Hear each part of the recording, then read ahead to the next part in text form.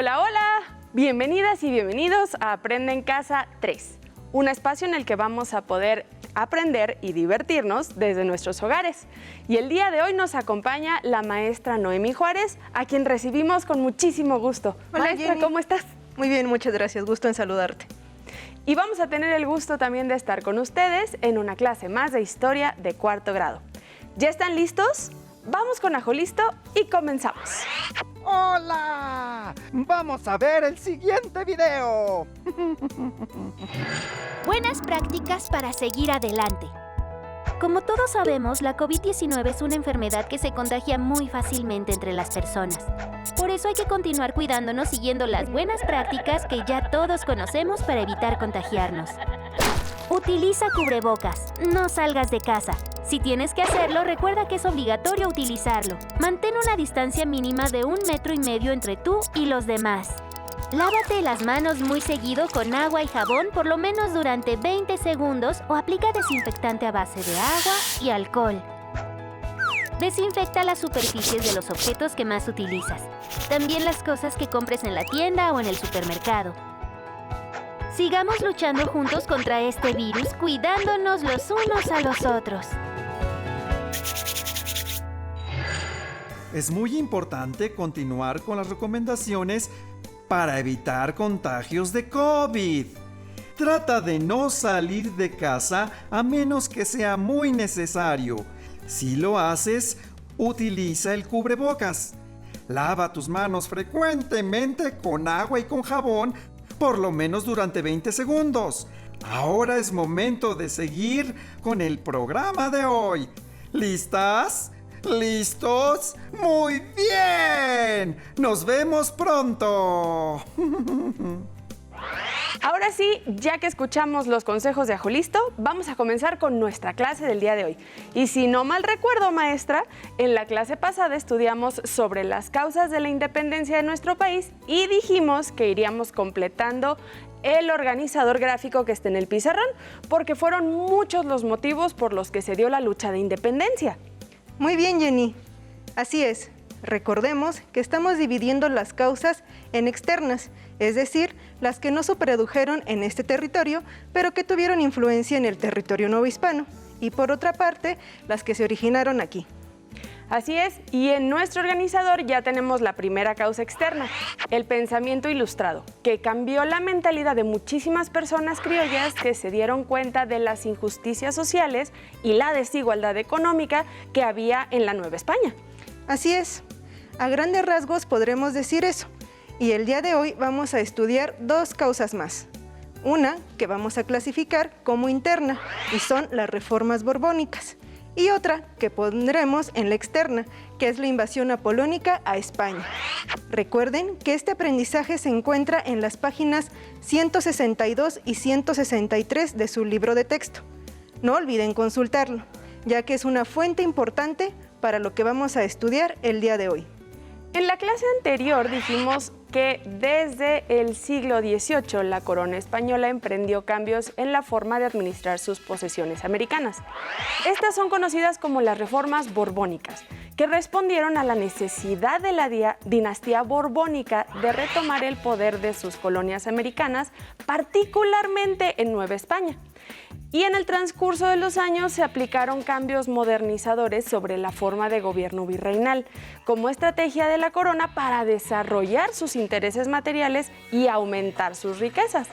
Las reformas trajeron cambios que no eran convenientes para la gran mayoría de la población, como los criollos y las milicias, los comerciantes, la iglesia y claramente menos convenientes aún para indígenas, esclavos y castas.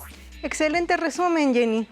Pero vamos a explicarles a todas las alumnas y alumnos que nos ven desde casa cómo y por qué comenzaron estas reformas. A principios del siglo XVIII, el rey Carlos II de España, último rey de la dinastía de los Austria, conocido como el hechizado, muere sin dejar descendencia, es decir, no tenía hijos a quien dejarles el trono. Por ello, subió al poder Felipe V. Sin embargo, él era de una dinastía diferente, la Casa de Borbón, de origen francés. Esto trajo consigo una disputa por ver quién era el que ocupaba el trono. Por un lado estaba la Casa Borbón, que gobernaba Francia, cuyo rey era Luis XIV, y por el otro la Casa Austria, que gobernaba el Sacro Imperio Romano Germánico. Su emperador era Leopoldo I. Ambos gobernantes estaban fuertemente emparentados con la corona española y podían reclamar el derecho de sucesión. Este hecho es conocido como la Guerra de Sucesión. Una consecuencia inmediata para España fue la pérdida de territorios europeos. Felipe V fue reconocido como rey de España y al iniciar su reinado comenzaron a ocurrir cambios en la península. Por ejemplo, comenzó una política centralista que buscaba poner fin a los fueros. Unificó la administración a través de la creación de secretarías e intendencias y, a semejanza de lo que pasaba en Francia, creó una biblioteca nacional y academias de lengua y medicina y de historia, con el fin de renovar la cultura española. A partir de 1760, en la Nueva España se comenzaron a implementar una serie de reformas encaminadas a recuperar el control absoluto de los reinos y virreinatos de América, las cuales impusieron una serie de cambios políticos, administrativos, económicos, militares y culturales. Estos cambios impuestos por la corona son conocidos como las reformas borbónicas. ¡Wow! ¡Qué interesante, maestra! Entonces todo comenzó por este cambio de casa de los Austria a los Borbones. Así es, pero ¿qué te parece si para comprender de mejor manera y cómo afectaron estas reformas a la Nueva España, vemos el siguiente video? Las reformas borbónicas es un conjunto de medidas que tomó la corona española que empiezan a implementarse a partir de la década de 1760.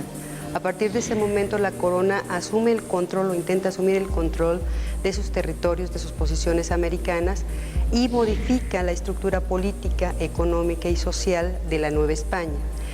Esta serie de medidas tenían como objetivo fundamental recuperar el control político de la capital española y al mismo tiempo de la Nueva España. Por otra parte, buscaban obtener el mayor beneficio posible a través de la recolección de una mayor cantidad de impuestos. Para ello se realizaron una serie de leyes que modificaron la relación con el clero. Por ejemplo, en relación con la Iglesia, la expulsión de los jesuitas en 1767 muestra el punto más importante del control que va a tener la corona española sobre la Iglesia. Otra de las medidas más importantes tiene que ver con la consolidación de vales reales, que a partir de 1804 va a significar el control de las propiedades y de los recursos de la Iglesia. Finalmente, en la parte económica, va a suponer la imposición de una gran cantidad de impuestos con la finalidad de llevar más plata a España y así equilibrar la balanza de pagos, porque la corona española tenía que hacer frente a una serie de compromisos, entre ellos un conjunto de guerras con Francia y con Inglaterra. Finalmente, va a significar el desplazamiento de los criollos de los puestos de poder y esto va a conducir en la primera década del siglo XIX a un enfrentamiento y a una crisis política.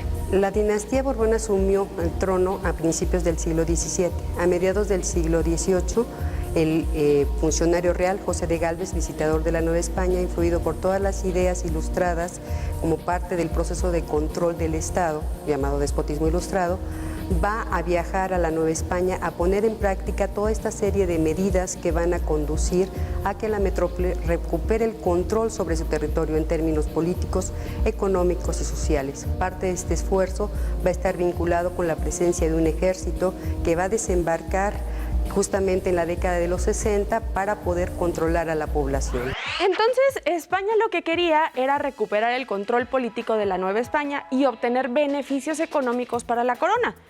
¿Por qué los reyes de la Casa Borbón decidieron aplicar esas reformas en la Nueva España?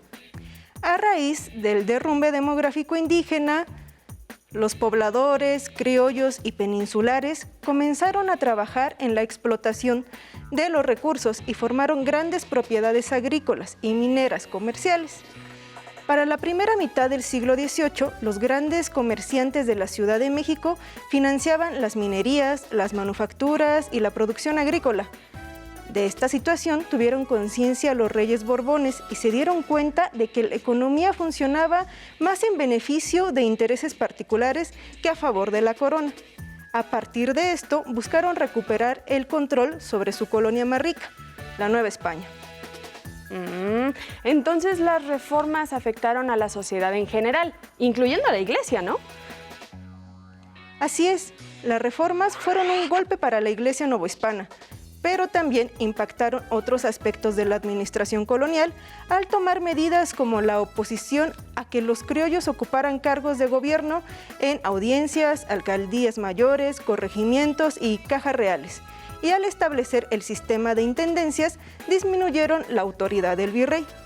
Y en el ámbito económico, se buscó favorecer la economía de la corona a través del incremento de la producción minera, por medio del aumento de impuestos sobre las actividades comerciales y de que en la Nueva España quedara totalmente dependiente de la industria manufacturera de España. Vamos a ver de manera más detallada algunas de las reformas. ¿Qué les parece si lo hacemos a través del siguiente video? Aunque el conjunto de reformas impactaron a la sociedad novohispana a lo largo de 3 décadas, hubo entre ellas algunas que fueron más importantes. Una de ellas fue en 1767, cuando la corona decide sacar a la orden jesuita, que es la más importante de los territorios del Imperio Español. En un mismo día, en todas partes, con mucho sigilo, se ordena la salida y el embarco de los jesuitas hacia Veracruz. El impacto que va a tener esta salida va a ser muy grande porque va a ocasionar revueltas que van a ser sofocadas gracias a la presencia del ejército español que ha desembarcado apenas unos años antes. Enseguida podríamos hablar de otra de las medidas, la división del territorio en intendencias. ¿Por qué? Porque esta división, esta organización, al mismo tiempo que tenía como objeto el control político del territorio, va a provocar que se enraicen los intereses locales y va a ser el origen de más tarde los estados que se van a crear a partir de la independencia. Y finalmente la consolidación de vales reales en 1804, que es, digamos, la gota que derrama el vaso de agua finalmente, porque significa que se obtienen cada vez más recursos de una colonia que ha sido atacada constantemente con una serie de reformas, pero también que ha visto mermados sus ingresos económicos con un conjunto de impuestos muy amplio y muy importante. A la vez que hubo reformas de carácter político y económico, hubo una serie de reformas de tipo social. Por ejemplo, las leyes de vagos de 1745 van a tener más fuerza con la intención de que la gente se dedique a trabajar. Entonces, la persecución hacia actividades que se consideran poco deseables son consideradas actitudes y condiciones de vagancia que, por supuesto, van a tener un castigo y la pena va a ser la cárcel, la obra pública. En fin, esta serie de medidas de control de la población va a abarcar un amplio espectro. Por ejemplo, las diversiones, las fiestas de toros, los carnavales van a salir de los espacios urbanos porque se busca que la población se divierta de manera decente, asistiendo al teatro, por ejemplo, y reglamentando también qué tipo de obras se van a presentar y cómo en los espacios entre cada uno de los actos se deben bailar cierto tipo de bailes donde las mujeres finalmente no deben enseñar, por ejemplo, más allá de la pantorrilla. Esto muestra que las reformas borbónicas constituyeron un amplio abanico de posibilidades donde la corona intentaba imponer incluso una visión moral sobre la conducta y la población. Maestra, no pensé que también controlaran la forma de entretenimiento de la población. Eso sí que es demasiado impositivo. También la expulsión de los jesuitas sin duda debió haber sido un golpe durísimo para la Iglesia. Ahora entiendo por qué la sociedad en general estaba tan molesta e inconforme con muchos de estos cambios que trajeron los Borbones. Claro, imagínate. Sin embargo, algo fundamental es que España, a partir de 1780, se encontraba en guerra contra Inglaterra por la intervención española en favor de la independencia de las 13 colonias. Por esta razón fue que implementó medidas de recaudación fiscal que le permitieran sostenerla y entre ellas, por ejemplo, obligó a que los novohispanos le otorgaran préstamos, confiscó propiedades de la iglesia y también impulsó la actividad minera. Entonces, digamos que los territorios americanos, incluida Nueva España, estaban solventando la guerra que tenía España contra Inglaterra. Buena deducción, Jenny. España participó en conflictos posteriores. El primero para detener el avance del republicanismo francés y luego en las guerras napoleónicas. Por esa razón necesitaba muchos recursos económicos. Se podría decir que si por eso hemos mencionado que muchas de estas medidas privilegiaron a los españoles, como bien dices, y provocaron el descontento de otros grupos sociales, quienes, como veremos en clases posteriores, serán los principales promotores del movimiento de independencia. Entonces, es momento de pegar en nuestro organizador como primera causa interna las reformas borbónicas. ¿Te parece si lo pego? Claro que sí, Jenny, por favor. Y sería de este lado, aquí. Muchas gracias. Entonces, vamos a continuar con una causa externa, que tendrá que ir después del pensamiento ilustrado y es la invasión napoleónica a España. ¿Me ayudas, por favor, Jenny? Claro que sí.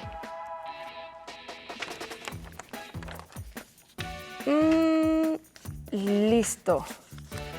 Pero la verdad es que no entiendo cómo esto pudo influir en la guerra de independencia. Al final, eso estaba sucediendo lejos, en Europa. Bueno, Jenny, alumnas y alumnos en casa, recuerden que todas estas causas que estamos estudiando están interrelacionadas. Por lo tanto, tienen que ver una con la otra y no son aisladas. Bueno, tienes razón, porque por ejemplo, las reformas borbónicas están ligadas al pensamiento ilustrado, como lo comentamos en la clase anterior. Y por lo que hemos estudiado hasta ahora, los españoles estaban tratando de que las colonias americanas financiaran sus guerras con Francia y con Inglaterra. Supongo que una de estas guerras fue la que emprendió Napoleón Bonaparte. ¿Qué les parece si comenzamos este tema con el siguiente video? Vamos a verlo.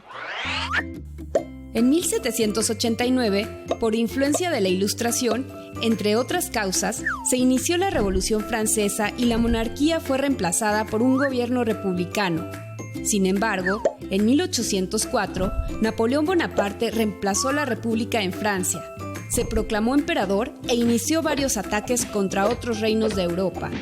Estos conflictos fueron llamados Guerras Napoleónicas.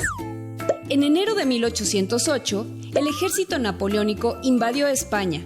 Al someterla, Napoleón obligó al rey Carlos IV y a su heredero, Fernando VII, a renunciar a la corona, y en su lugar nombró a su hermano José Bonaparte.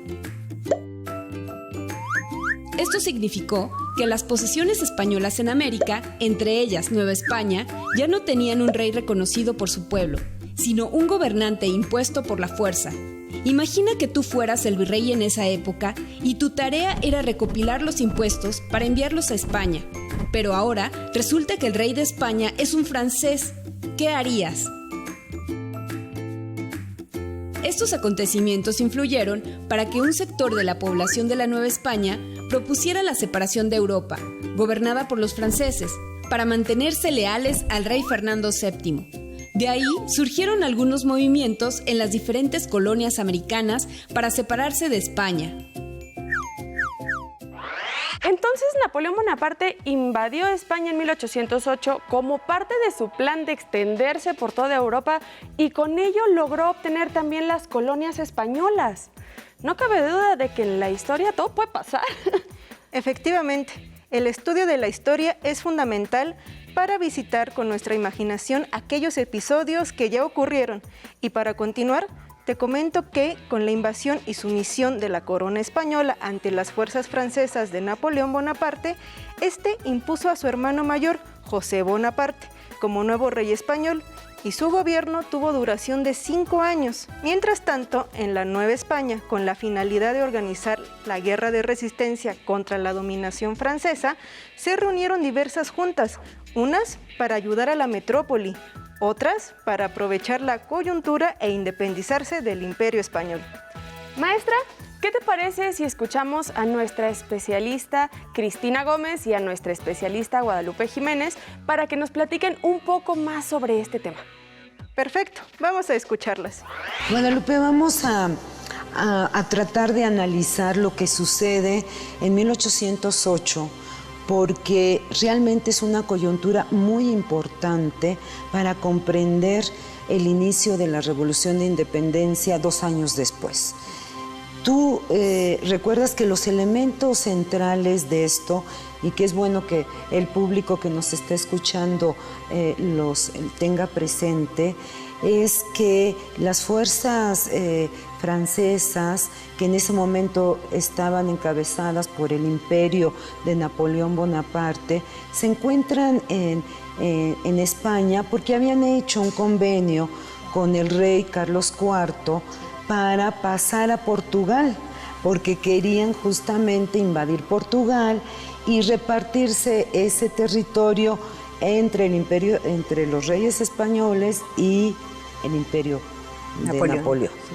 Pero finalmente, ya estando en territorio peninsular, debido también a contradicciones que estaban viviendo el rey Carlos IV y las fuerzas que apoyaban al Delfín, a su hijo que después gobernará bajo el nombre de Fernando VII, encuentran una coyuntura los franceses favorables para detener tanto al rey como a su hijo y nombrar, Napoleón hace que abdiquen a favor de Napoleón los dos, claro, y él nombra rey del Imperio Español, digamos, de todo el Imperio Español, a su hermano José Bonaparte. ¿Cómo ves esta repercusión, esto que está sucediendo en la península ibérica, en España en concreto? ¿Cómo ves su repercusión en la Nueva España? Fíjate, Cristi, que yo creo que 1808 es, como dice Carlos Bustamante, el botafuego de la Revolución. Es decir, lo que va a prender la mecha, que va a aparecer después ya claramente en 1810. Yo creo que 1808 es una coyuntura muy importante para aquella unidad que se llamaba monarquía española. De pronto, algo inédito que nunca había pasado, se han quedado sin monarca, no hay rey. Algo que nunca había sucedido es que el padre Carlos IV abdicara a nombre de su hijo Fernando VII y luego ambos abdicaran a un tercero extraño, que es el emperador de los franceses, Napoleón I. Por supuesto, no puede venir a reinar Napoleón y va a nombrar a su hermano mayor, que es rey de Nápoles. Bueno, lo ha puesto Napoleón ahí como rey de España y va a gobernar de 1808 a 1813. Es decir, no poco, 5 años va a ser rey de toda la monarquía española. Pero es un extraño. Yo creo que eso va a ser verdaderamente algo único que va ahora sí a presentarle a la Nueva España una posibilidad de auténtica independencia. Pues sí tiene mucho sentido lo que acabamos de escuchar. Es decir, ya las personas no estaban dispuestas a soportar injusticias y mucho menos de un gobernante tan ajeno a ellos, un francés. Exactamente. Este evento puso en crisis a la monarquía española y generó un vacío de poder en el imperio colonial en América, por lo que en 1808, en Nueva España, algunos regidores del Ayuntamiento de la Ciudad de México, como Juan Francisco Azcárate y José Francisco Primo de Verdad, comenzaron a plantear que había llegado el momento de desligarse de la política dictada desde España, que, a falta de monarca español, la soberanía residía en el reino y debía formarse un gobierno provisional con el virrey al frente, en este caso, José de Iturrigaray. Por lo que muchos criollos estaban apostando por una independencia de manera pacífica. Muy claro, maestra. Entonces, permítanme volver a señalar una de las causas externas, que es la invasión napoleónica a España. Aunque supongo que, como siempre en la historia, toda su complejidad y riqueza, no todos querían lo mismo, pues cada grupo veía por sus propios intereses. Y por eso fue tan complicado comenzar con el movimiento de independencia y fue hasta 1810 que realmente estalló como levantamiento armado. Con este organizador gráfico nos queda más claro la multicausalidad que tuvo la Revolución de Independencia. Al parecer ya solamente nos falta una causa más, dos causas más. Así es, Jenny, y las descubriremos en la siguiente clase. Pero antes de irnos vamos a recapitular lo aprendido el día de hoy. Perfecto. El día de hoy estudiamos dos causas de la independencia de Nueva España.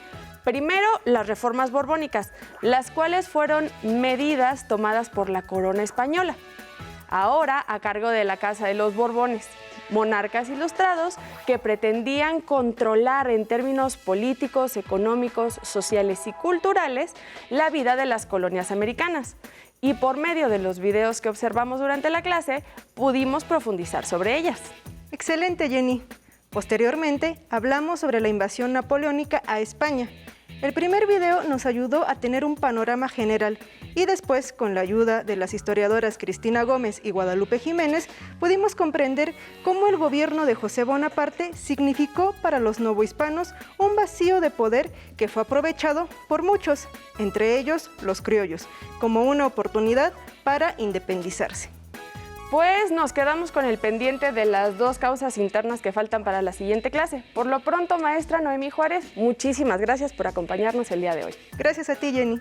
Si te es posible, consulta otros libros y comenta el tema de hoy con tu familia. Si tienes la fortuna de hablar una lengua indígena, aprovecha este momento para practicarla y platica con tu familia en tu lengua materna. Por hoy hemos terminado con Causas de la Independencia 2 de Historia de cuarto grado y espero que lo hayan disfrutado tanto como nosotras. Nos vemos en la próxima. A continuación, matemáticas.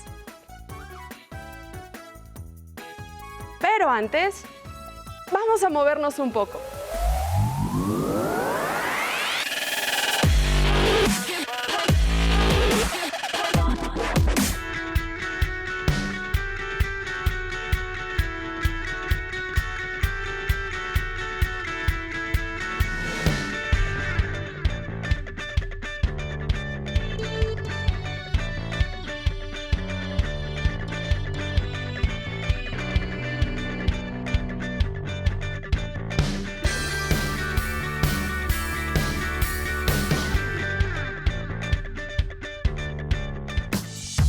Si no tienes el libro de texto o necesitas ayuda para responder las preguntas, contáctanos. Para solicitar apoyo pedagógico, comunícate con maestras y maestros de lunes a viernes de 8 a 20 horas al teléfono 55 41 72 04 13 con 100 líneas. También puedes encontrar los libros de texto en la página conaliteg.sep.gov.mx. Si quieres volver a ver los programas de Aprende en Casa, los puedes encontrar en la siguiente liga: aprendeencasa.sep.gov.mx. ¡Nos vemos!